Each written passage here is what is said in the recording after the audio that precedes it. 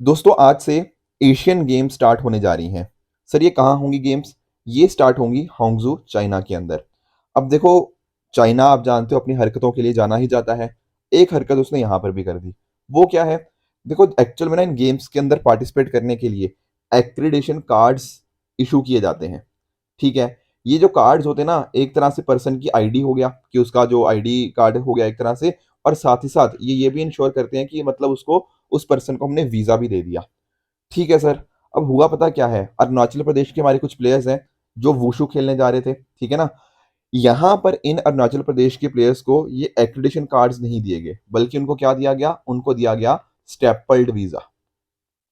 और ये पहली बार नहीं है कि चाइना ऐसी हरकत कर रहा है। पहले भी बहुत बार उसने स्टेपल्ड वीजा की ये बात करी है। एक्चुअल में क्या है ना कि चाइना बोलता है कि अरुणाचल प्रदेश चाइना का ही पार्ट है।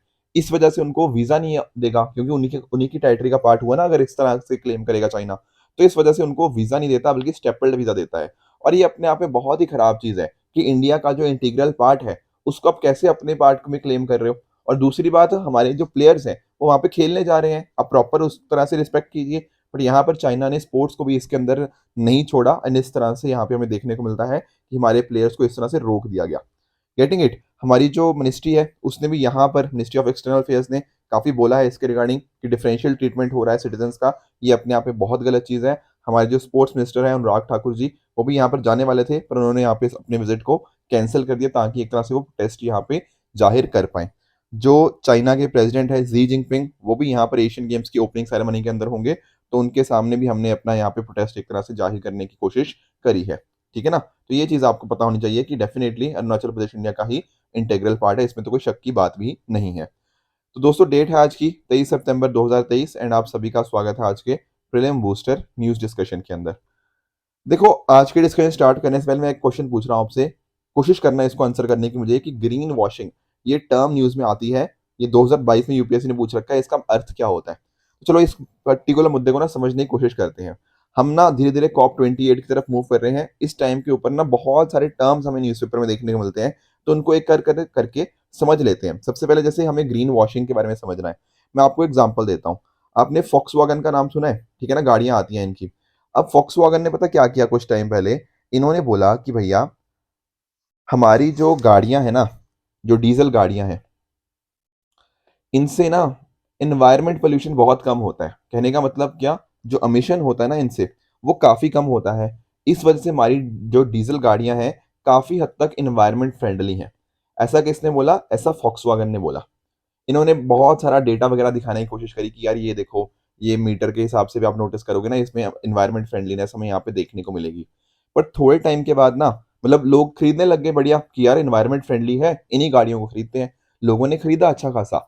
बाद में पता लगा, जब अच्छे से टेस्टिंग वगैरह हुई तो पता लगा कि एक्चुअल में ना इनकी गाड़ियों से एमिशन कम नहीं, बल्कि एमिशन ज्यादा होता है। इन्होंने क्या किया था, इनके जो टेस्ट रिजल्ट थे ना, उनमें गड़बड़ी करी थी। ठीक है ना, एमिशन टेस्ट या स्टैंडर्ड्स को कुछ ना कुछ चेंज करने की कोशिश करी थी, पर एक्चुअल में एमिशन ज्यादा हो रहा था। तो यहाँ पर पता क्या किया फॉक्सवैगन ने आपके दिमाग में एक चीज बनाई। क्या दिमाग में आपके एक चीज बनाई? कि भैया हम तो ग्रीन है, ग्रीन मतलब इन्वायरमेंट फ्रेंडली है। पर बाद में एक्चुअली पता लगा इन्वायरमेंट फ्रेंडली छोड़ो, ये तो उल्टा इन्वायरमेंट को ज्यादा पोल्यूट कर रहे हैं। इसी चीज को बोलते हैं ग्रीन वॉशिंग। जैसे हम बोलते हैं नहीं, ब्रेन वॉशिंग। ब्रेन वॉशिंग क्या होता है? आपका ब्रेन वॉश कर देना। यहाँ पर भी क्या हो रहा है ना, आपको बोला जाता है कि यार हम तो इन्वायरमेंट फ्रेंडली है। इस चक्कर में अंदर आप उस प्रोडक्ट को खरीद लेते हो। बाद में पता लगता है कि एक्चुअल में इन्वायरमेंट फ्रेंडली नहीं, वो तो उल्टा इन्वायरमेंट के अगेंस्ट जा रहा है। स्टारबक्स देख लो, ठीक है, आप सभी लोग बहुत पसंद करते होंगे स्टारबक्स की कॉफी, शायद ना भी पसंद करते हो, जो भी आपको ठीक लगे। इन्होंने भी अपना स्टॉलेस लिड लेकर आए। इन्होंने बोला कि इससे मदद क्या होगी, इन्वायरमेंट का फुटप्रिंट कम करने के अंदर मदद मिलेगी। पर एक्चुअली में बाद में पता लगा कि नहीं, ये तो झूठ बोल रहे हैं। यहाँ पर तो इसके अंदर पिछले वाली लिड से ज्यादा प्लास्टिक होती है। इसी चीज को बोलते हैं क्या? Green washing. कि एक डिसेप्टिव प्रैक्टिस है। आपको आपको मतलब एक तरह से आपको गलत चीजें इंफॉर्मेशन करी जा रही है, एक तरह से फॉल्स स्टेटमेंट्स यहाँ पे आपके सामने लेके आई जा रही है कि हम तो इन्वायरमेंट फ्रेंडलीनेस है, उसको बोला जाता है ग्रीन वॉशिंग। और भी कुछ टर्म्स है। ग्रीन विशिंग एक टर्म होता है। देखो कई बार आप लोग भी सोचते हो ना, यार मैं तो 10 घंटे पढ़ूंगा, ठीक है ना, बेसिकली आप ख्याली पुलाव बनाते हो, ठीक है ना। उसी तरह से यहाँ पर क्या होता है, यहाँ पर भी कुछ ऑर्गेनाइजेशन बोलती हैं कि यार हम ना इन्वायरमेंट फ्रेंडली बनेंगे बनेंगे बनेंगे, पर कोई भी एक्शन नहीं लेते। ठीक है ना, आप लोग भी सोचते हो कि यार हम करेंगे करेंगे करेंगे, पर करते नहीं हो। सेम चीज यहाँ पर है कि आप चाहते हो कि यार एनवायरमेंट फ्रेंडली बनना है, पर एक्शन ले नहीं रहे हो उस चीज के ऊपर। ठीक है? तो बस आपके ये बस एक ख्वाहिश बन के रह जाती है, एक विश बन के रह जाती है, इसी को बोलते हैं ग्रीन विशिंग, कोई एक्शन तो यहाँ पे हो नहीं रहा। तीसरा एक टर्म है ग्रीन हशिंग, इसका मतलब क्या होता है? देखो इसका मतलब होता है कि ऑर्गेनाइजेशन अच्छा काम कर रही है एनवायरनमेंट के लिए, पर अपनी जो चीज़ है वो लोगों तक नहीं पहुँचा रही, ठीक है ना? हो सकता है कि आप चाहते हो कि यार नहीं, मुझे कोई पब्लिसिटी नहीं करनी इस चीज़ की, कोई दिक्कत नहीं है, ठीक है ना? या आप थोड़े मॉडेस्ट हो कि यार ठीक है, हम कर रहे हैं, हम अपने लिए कर रहे हैं, हम दुनिया को क्यों बताएँ इसके लिए? कई बार हो सकता है क्रिटिसिज़्म वगैरह भी आ सकता है कुछ चीज़ों का, एक्सटर्नल कम्युनिकेशन उतना नहीं होता, ठीक है ना? पर इसमें पॉइंट यही है कि ऑर्गेनाइजेशन ना इंटेंशनली अपने पॉजिटिव एनवायरनमेंट अचीवमेंट को डाउन प्ले करती है, उसको कम शो करती है, इसको बोलते हैं ग्रीन हशिंग, ठीक है? तो ये कुछ टर्म्स थी जो आपको आइडिया होनी चाहिए, ठीक है ना? तो यहाँ पर बात होती रहती है क्लाइमेट फाइनेंस के रिगार्डिंग भी, कि क्लाइमेट फाइनेंस जो है ना वो ग्रीन वॉशिंग के बियॉन्ड जाना चाहिए। यहाँ पे फोकस होना चाहिए कि एक लॉन्ग टर्म हमारे पास स्ट्रेटजी होनी चाहिए कि किस तरह से क्लाइमेट फाइनेंसिंग की तरफ हम वर्क कर पाएँ। जैसे रियल एस्टेट इन्वेस्टमेंट ट्रस्ट हो गया, ठीक है ना? एक्सपोज़र टू ग्रीनफील्ड डेवलपमेंट्स, यहाँ पर अलग-अलग तरीके हो सकते हैं ये, कैसे हम यहाँ पे इनको यूज़ कर पाएँ, ठीक है ना? अगर जैसे फॉर एग्ज़ाम्पल ना कि अगर मान लो कोई पर्सन है, वो चाहता है कि यार मैं जो पैसा लगाना चाहता हूँ, पैसे से मैं चाहता हूँ कि पैसा डालूँ तो कुछ मेरे रिटर्न्स वगैरह आएँ। But at the same time मैं चाहता हूँ कि जो मैं पैसे डाल रहा हूँ वो एनवायरनमेंट फ्रेंडली प्रोजेक्ट्स के अंदर जाएँ। तो ये अलग-अलग चीज़ें हो सकती हैं जहाँ पर कहीं न कहीं इकोनॉमिक बेनिफिट्स भी आएँगे एंड सोशल बेनिफिट्स भी आएँगे। तो लॉन्ग टर्म प्रोसेस के अंदर ना ये चीज़ें काफ़ी हद तक हेल्प कर सकती हैं। इसके अलावा एक और टर्म भी है, उसका नाम है ग्रीनफ्लेशन। ये 2 वर्ड से बना है, कहीं न कहीं एक होता है वर्ड इन्फ्लेशन और दूसरा है ग्रीन। एक्चुअल में क्या होता है ना कि मान लो आपने कोई प्रोडक्ट था, ठीक है ना? इससे पॉल्यूशन ज़्यादा होता था। पर आपने बोला कि नहीं, इस प्रोडक्ट को छोड़ो, हम दूसरे प्रोडक्ट की ओर मूव करते हैं जो कि काफ़ी एनवायरनमेंट फ्रेंडली है। पर कहीं न कहीं ना अगर आप एक ही दिन के अंदर यहाँ से यहाँ पे शिफ्ट कर जाओगे, इससे महँगाई बढ़ सकती है। Getting the point? तो उसको बोलेंगे ग्रीनफ्लेशन, कि इन्फ्लेशन जो कहीं न कहीं कार्बोनाइज़ेशन एफर्ट्स की वजह से हुआ है, उसको हमें अवॉइड करना होगा। कि हाँ, मूव करना है हमें इन प्रोडक्ट से यहाँ पे एनवायरनमेंट फ्रेंडली प्रोडक्ट्स के ऊपर। पर ऐसा नहीं होना चाहिए कि उसकी वजह से लोगों की जेब के ऊपर इम्पैक्ट पड़े। तो ये चीज़ें भी ग्रीनफ्लेशन के रिगार्डिंग आपको पता होनी चाहिए। तो इस तरह से पोर्टफोलियोज़ वगैरह इस तरह से अलाइन होने चाहिए। ये बात है क्लाइमेट फाइनेंस के रिगार्डिंग। आई होप सारी टर्म्स आप समझ गए होंगे। एक और मुद्दा आज की न्यूज़पेपर के अंदर आया है कि इंडिया ना JP Morgan global bond index का पार्ट बनने जा रहा है। सर इसका अर्थ क्या है? इसका मीनिंग थोड़ा समझा दीजिए। देखो मैं समझाता हूँ बिल्कुल। यहाँ पर क्या होता है ना, जैसे फॉर एग्ज़ाम्पल हमारी इंडियन गवर्नमेंट है, ठीक है? अब इंडियन गवर्नमेंट को देखो चाहिए होता है पैसा। एक्चुअल में ना हम खर्च ज़्यादा करते हैं, हमारा एक्सपेंडिचर ज़्यादा होता है और हमारा जो हम सीट्स कह लो, हम जो पैसा कमाते हैं, वो कम है। अब ऐसे केस के ऊपर आप देखो जब खर्चा ज़्यादा है और कमाई कम है, तो कहीं न कहीं आपको पैसा बोरो करना पड़ेगा, बिल्कुल सही बात है। उसके लिए ना हमारी सरकार बॉन्ड इश्यू करती है, ताकि कहीं न कहीं बॉन्ड के माध्यम से ना हमारी सरकार पैसा रेज़ कर पाए, ठीक है? अब आप इंडेक्स के बारे में भी समझते होंगे। इंडेक्स क्या होता है? जैसे फॉर एग्ज़ाम्पल आप सेंसेक्स की बात कर लो, ये हमें बताता है कि मार्केट किस डायरेक्शन में जा रही है। मतलब सिर्फ़ 30 को देखते हैं, 30 स्टॉक्स को देखते हैं, उस हिसाब से हमें पता लग जाता है। इसी तरह से जो इंडेक्स हमें किसी चीज़ की मूवमेंट के अंदर हेल्प करते हैं। अभी जब ना इंडिया क्या हो रहा है, इंडिया ग्लोबल बॉन्ड इंडेक्स का पार्ट बनने जा रहा है।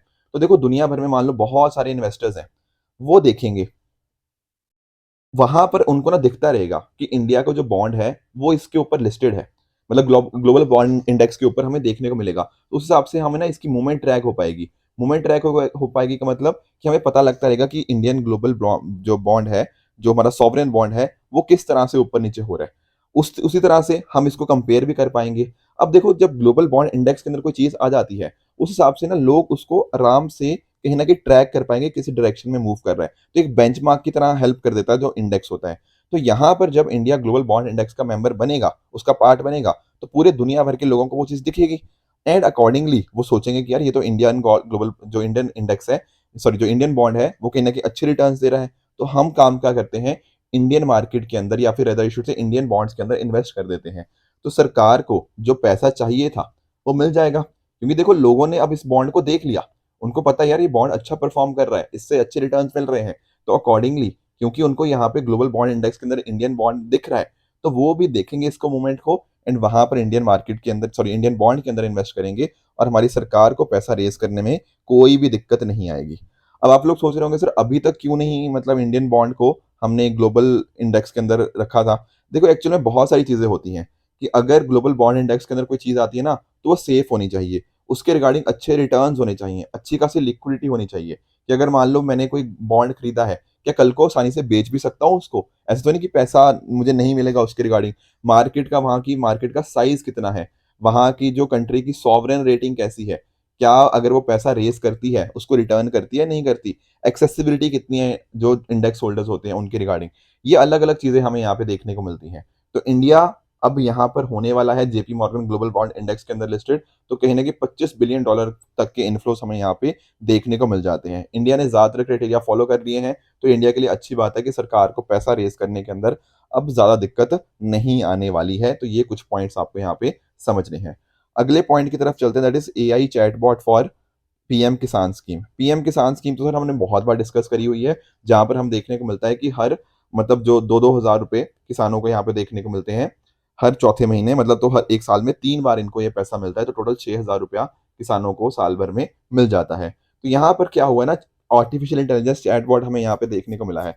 तो जो भी अब देखो किसानों की दिक्कत होगी ना, वो कहीं न कहीं चैटबॉट के माध्यम से वो पूछ पाएँगे। जैसे फॉर एग्ज़ाम्पल उनकी कुछ एप्लीकेशन स्टेटस है, उनकी पेमेंट कब तक आएगी, इनएलिजिबिलिटी स्टेटस है या कुछ भी इस तरह के अपडेट्स है ना, तो चैटबॉट उनको मदद कर पाएगा। और देखो आप लोग सोच रहे होंगे सर इस चैटबॉट को थोड़ी इंग्लिश आती, मतलब इस पर्सन को शायद हो सकता है इंग्लिश ना आती हो। तो एक्चुअल में ना देखो इसको बनाया गया एक स्टेप फाउंडेशन एंड भाषनी के द्वारा। तो जो भाषनी है ना, वो एक्चुअल में हेल्प करेगा इनको लिंग्विस्टिक एंड रीजनल डाइवर्सिटी को कैटर करने के लिए। और यहाँ पर आपको अलग-अलग लैंग्वेज जैसे बंगाली, उड़िया, तमिल, इनके अंदर भी आपको बात कर पाओगे। हिंदी, इंग्लिश तो चलो है ही है। बाकी धीरे-धीरे कहीं न कहीं ना जो 22 ऑफिशियल लैंग्वेजेज़ है इंडिया की, उन सबके लिए सपोर्ट आ पाएगी। भाषणी को दरअसल में इसी वजह से डेवलप किया गया है। जो हमारा नेशनल लैंग्वेज ट्रांसलेशन मिशन है ना, उसके अंतर्गत यही है कि हाँ, आराम से जो भी आपकी वर्नाक्युलर कंटेंट है, उसके अंदर आपके साथ ये चीज़ें वार्तालाप कर पाएँ, उसी चीज़ के रिगार्डिंग यहाँ पे देखने को मिलेगा। तो सभी लैंग्वेजेज़ में हो जाएगा, तो इंडिया भर में जो भी किसान जहाँ से भी बिलॉन्ग करते हैं, वो अपनी भाषा के अंदर इनसे डिस्कस कर पाएँगे। नेक्स्ट टॉपिक की तरफ चलते हैं, that is RBI stringent norm on wilful defaulters. थोड़ा इसको जानने की कोशिश करते हैं। देखो समझना, जैसे आप एनपीएस के बारे में जानते होंगे, नॉन परफॉर्मिंग एसेट के बारे में। कई बार होता है ना कि आपने एक बैंक से लोन लिया और उस बैंक को आप पैसा रिटर्न नहीं कर पा रहे, ठीक है ना? तो होता क्या है, अगर जब ऐसा टाइम आता है, जब आपने जो भी लोन वगैरह लिया है, उसका प्रिंसिपल या आप जो इंटरेस्ट है, वो 90 दिन से ज़्यादा तक आप पे नहीं कर पाए, तो उसको हम बोल देते हैं क्या? Non performing assets. कि पैसे की जो भी ड्यू डेट थी ना, उसके 90 दिन बाद भी आप उसको पैसा नहीं रिटर्न कर पा रहे, तो that is non performing assets. तो सर 90 दिन से पहले क्या होता है? देखो 90 दिन से पहले आपके जो अलग-अलग स्पेशल मेंशन अकाउंट्स वगैरह हमें देखने को मिलते हैं, ठीक है ना? तो ये तो बात होगी एनपीए की। और अगर एनपीए लंबे टाइम के लिए रहे, जैसे फॉर एग्ज़ाम्पल मान लो 0 से 12 मंथ्स तक कोई अकाउंट एनपीए है, तब उसको हम क्या बोलते हैं? उसको बोलेंगे हम सब स्टैंडर्ड एसेट्स, ठीक है? टाइम याद रखना, जो एसेट एनपीए रहे कितने टाइम के लिए? 12 महीने से कम टाइम के लिए, उसको बोलते हैं सब स्टैंडर्ड एसेट। फिर 12 महीने से ज़्यादा लंबे टाइम के लिए रहे, उसको बोल देते हैं डाउटफुल एसेट। और जब हमें लगता है कि यार अब पैसा कहीं न कहीं रिकवर होगा ही नहीं, मतलब बहुत ही कम रिकवरी होगी यहाँ मान लो, और अब हमें लगता है कि नहीं अब वो सामने वाला पैसा देगा ही नहीं, तब हम उसको जनरली लॉस एसेट के अंदर कैटेगराइज़ कर देते हैं। तो ये सारी कैटेगरीज़ आपको पता होनी चाहिए। पहले देखो जैसे ही मान लो ना उसने पैसा नहीं दिया, सबसे पहले उसको स्पेशल मेंशन अकाउंट में डालेंगे। इसमें भी अलग-अलग टाइप्स होती है, एसएमए 0, एसएमए 1, एसएमए 2। फिर अगर 90 दिन हो गए तो वो नॉन परफॉर्मिंग एसेट बन गया। उस नॉन परफॉर्मिंग एसेट के बाद आ जाता है हमारा सब स्टैंडर्ड एसेट, ठीक है? सब स्टैंडर्ड एसेट के बाद आ जाता है आपका डाउटफुल एसेट, और सबसे आखिरी के ऊपर आ जाता है लॉस एसेट। ये टाइम के हिसाब से है, 1, 2, 3, 4, 5। इस तरह से आपको ये पता होना चाहिए, यूपीएससी एग्ज़ाम में पूछ भी सकता है कि इनको अरेंज कीजिए, ठीक है ना? तो अभी देखो यहाँ पे ना सरकार सरकार ने, आरबीआई जो है, रिज़र्व बैंक ऑफ इंडिया, उसने एक गाइडलाइंस निकाली है। किसके लिए? कि विलफुल डिफ़ॉल्टर्स हो गया, लार्ज डिफ़ॉल्टर्स हो गया, उनके लिए क्या गाइडलाइंस होनी चाहिए। तो यहाँ पर अभी ड्राफ्ट आई हैं, इनको फ़र्दर बाद में फाइनलाइज़ कर दिया जाएगा। तो एक्चुअली समझना इस चीज़ को, नाम से क्लियर है, विलफुल डिफ़ॉल्टर क्या होगा? विलफुल डिफ़ॉल्टर का मतलब होता है कि आप अपनी मर्ज़ी से डिफ़ॉल्ट कर रहे हो। कहने का पॉइंट क्या? देखो अगर कोई पर्सन ना पैसे नहीं पे कर रहा, इसका अर्थ पता क्या होता है? कि या तो भैया उसके पास कैपेसिटी नहीं है रीपे करने की, कि उसके पास पैसे ही नहीं है देने के, या फिर उसके पास कैपेसिटी है, वो पैसे दे सकता है, पर अपना मर्ज़ी से पैसे नहीं देना चाहता। इसको बोलते हैं विलफुल डिफ़ॉल्ट। तो होता क्या है ना, जब 25 लाख या उससे ऊपर का अमाउंट कहीं न कहीं बोरोवर या जो गारंटर है, वो विलफुल कर देता है, अपनी मर्ज़ी से उसको डिफ़ॉल्ट कर देता है, उसको हम विलफुल डिफ़ॉल्टर के अंदर डाल देते हैं। उसी तरह से गाइडलाइंस के अंदर लार्ज डिफ़ॉल्टर्स की बात करी गई है। ये लार्ज डिफ़ॉल्टर क्या है? ये होता है कि अगर आपका अमाउंट जो होता है ना, वो 1 करोड़ से ज़्यादा का होता है, तब उसको बोलते हैं लार्ज डिफ़ॉल्टर। इसी तरह से आपने ना कई बार फ्यूजिटिव इकोनॉमिक ऑफेंडर्स के बारे में भी सुना होगा। जैसे आपका, ठीक है ना, विजय माल्या हो गया, नीरव मोदी हो गया, ठीक है? ये सब लोग क्या है, ये इंडिया से भाग गए हैं। क्यों भाग गए हैं? क्योंकि उनको ना प्रोसेस ऑफ लॉ को फॉलो नहीं करना। ये क्योंकि वो भागना चाहते हैं कि इंडियन जो कोर्ट्स वगैरह की प्रोसीजर से। तो अगर ऐसा होता है ना कि 100 करोड़ से ऊपर का उन्होंने घपला किया है, ठीक है ना, और वो इंडिया से भाग जाते हैं, तो उनको हम फ्यूजिटिव इकोनॉमिक ऑफेंडर यहाँ पे डिक्लेयर कर सकते हैं। ठीक है? तो ये चीज़ें आपको कुछ पता होनी चाहिए कि इस तरह से कंपनीज़ एक्ट के अंदर भी इनको पनिशमेंट यहाँ पे दी जाती है। तो इस तरह से अलग-अलग लॉज़ हैं हमारे पास जो इन चीज़ों को कवर करते हैं।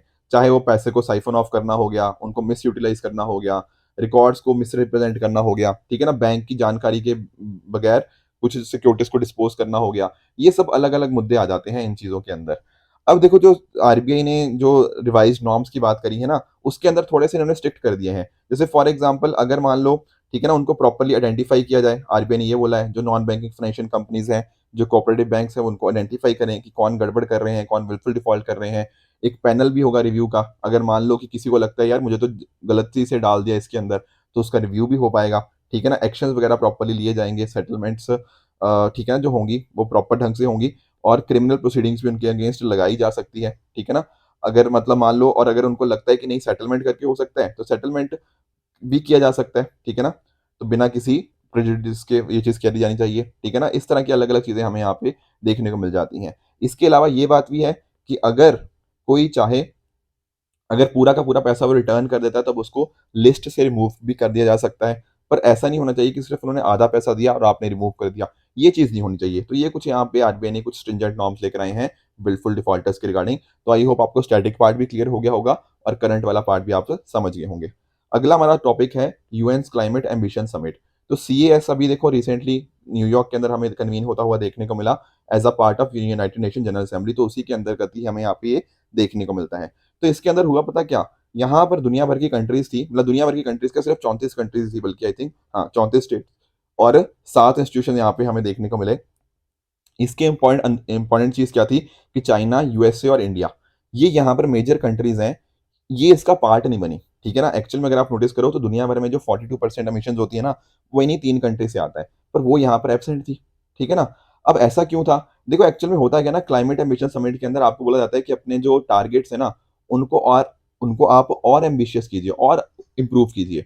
तो इंडिया के तो देखो टारगेट्स ऑलरेडी बहुत एम्बिशियस हैं, जैसे फॉर एग्जांपल 2070 तक हमने नेट ज़ीरो का टारगेट दे रखा है। उसी तरह से इंडिया ने एडिशनल कार्बन सिंक यहाँ पे बात करी है 2.5 से 3 बिलियन टन्स की, ठीक है ना? 2030 तक करना है। तो जो हमारी कॉप 26 हुई थी, कॉन्फ्रेंस ऑफ पार्टीज़ 26 जो ग्लासगो के अंदर हुई थी, उसके अंदर हमने पंचामृत बताया था, ठीक है? तो इंडिया के जो टारगेट्स हैं ऑलरेडी बहुत एम्बिशियस है, इंडिया बहुत ज़्यादा काम कर रहा है। तो इंडिया को लगा कि यार और ज़रूरत नहीं है इंडिया को, ठीक है ना? इंडिया बहुत अच्छे डायरेक्शन से काम कर रहा है, कहीं न कहीं फोकस कर रहा है, तो इंडिया इसलिए यहाँ पे अटेंड नहीं किया। बट डेफिनिटली बाकी कंट्रीज़ चाइना, यूएसए उनको करना चाहिए, कहीं न कहीं और फोकस करना चाहिए अपनी इस डायरेक्शन के अंदर, ठीक है? कोशिश यही है कि जो पेरिस एग्रीमेंट का टारगेट है कि 1.5 डिग्री सेंटीग्रेड से ज़्यादा हम टेम्परेचर को ना बढ़ने दें, उसी के लिए ये चीज़ काम करता है, ठीक है? इंडिया की क्लाइमेट कमिटमेंट बाकी आप जानते ही हो। एक छोटी-सी और टॉपिक है that is WFME recognition for Indian medical graduates. Actually जो एनएमसी है ना, नेशनल मेडिकल कमीशन, उसको ग्रांट किया गया है national world federation for medical education के द्वारा रिकॉग्निशन स्टेटस फॉर 10 साल। इससे फ़ायदा क्या होगा, रिकॉग्निशन जो मिल रही है, इससे देखो फ़ायदा ये होगा कि जैसे फॉर एग्ज़ाम्पल हमारे जो ग्रेजुएट्स हैं मेडिकल फील्ड के, उनको पोस्ट ग्रेजुएट ट्रेनिंग, प्रैक्टिस अगर कंट्रीज़ में करनी है जैसे यूएसए, कनाडा, ऑस्ट्रेलिया, न्यूज़ीलैंड, इनके अंदर आसानी से कर पाएँगे। हमारा यहाँ पे इंटरनेशनल रिकॉग्निशन होगा हमारे मेडिकल स्कूल्स का, प्रोफेशनल्स का, तो उनके लिए काफ़ी एक अच्छी खबर है। थोड़ा-सा हम एनएमसी के बारे में भी जान लेते हैं। इंडिया की सबसे बड़ी जो रेगुलेटरी बॉडी है, वो यहाँ पर एनएमसी ही हमें यहाँ पे देखने को मिल जाती है, जो कि मेडिकल एजुकेशन और प्रैक्टिस को यहाँ पे रेगुलेट करती है।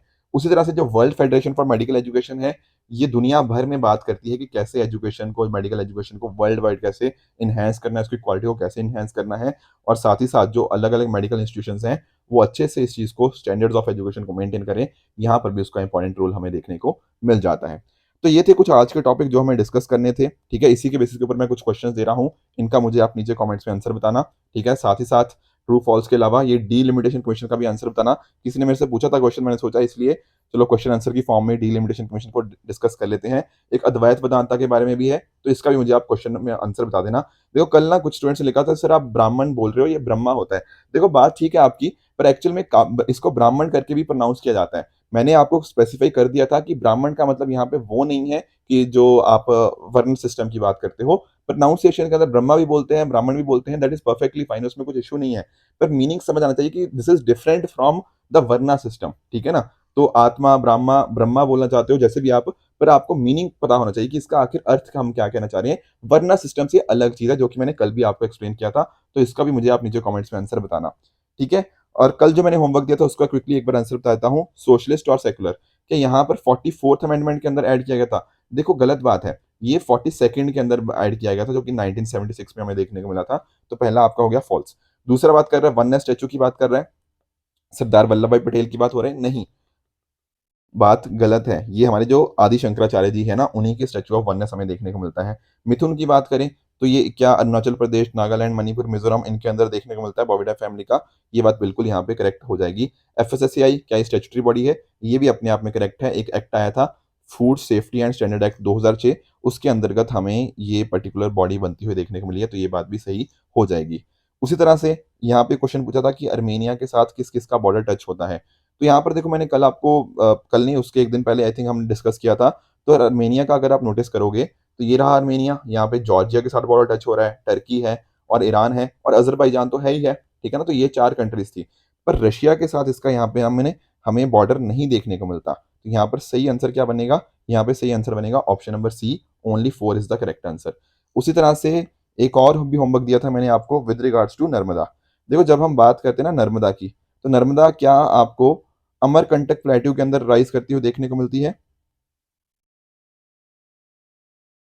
बात बिल्कुल ठीक है, पर वो विंध्या रेंज नहीं होती, दरअसल में वो माइकाल रेंज है, ठीक है ना? तो इस वजह से ये स्टेटमेंट गलत हो जाएगी। कुछ लोगों ने इसको सही मान लिया होगा, पर विंध्या रेंज से वो राइज नहीं होती। दूसरी बात अगर हम करें, क्या ये 4 स्टेट से फ्लो करती हैं? नहीं, ये सिर्फ 3 स्टेट से फ्लो करती है, आपका मध्य प्रदेश, महाराष्ट्र और गुजरात। फिर बाद में गल्फ ऑफ कैम्बे के अंदर जाके मिल जाती है। तो ये बात भी गलत है। तीसरा कह रहे हैं ये एकमात्र रिवर है जो ईस्ट टू वेस्ट फ्लो करती है इन पेनिनसुलर इंडिया। नहीं, ऐसी बात नहीं है। आपने तापी का नाम सुना होगा या ताप्ती, जो भी आप कहना चाहो, तो वो बात भी गलत हो जाएगी। चौथा कह रहा है ये डेल्टा फॉर्म नहीं करती। ये बात करेक्ट है, ठीक है, रिफ्ट वैली में फ्लो करती है। डेल्टा यहाँ पे इसके द्वारा नहीं बनाया जाता, between Satpura and Vindhya range के बीच में फ्लो करती है। तो ये भी चीजें आपको पता होनी चाहिए। यहाँ पर पूछ रहा है कि इनमें से कौन स्टेटमेंट करेक्ट है, तो option number D, 4 only is the correct answer. तो ये सही ऑप्शन आपका बन जाएगा। तो दोस्तों अगर आपको इस लेक्चर की पीडीएफ चाहिए तो आप हमारे Telegram channel PW only official पे जाके इस लेक्चर की पीडीएफ को एक्सेस कर सकते हो और अपनी प्रिपरेशन को और भी बेहतर बना सकते हो। तो आई होप आज का सेशन आप सभी को अच्छे से समझ आया होगा। इसी तरह से आप भी अपने एंड पे हार्डवर्क करते रहिए। Good bye and good luck.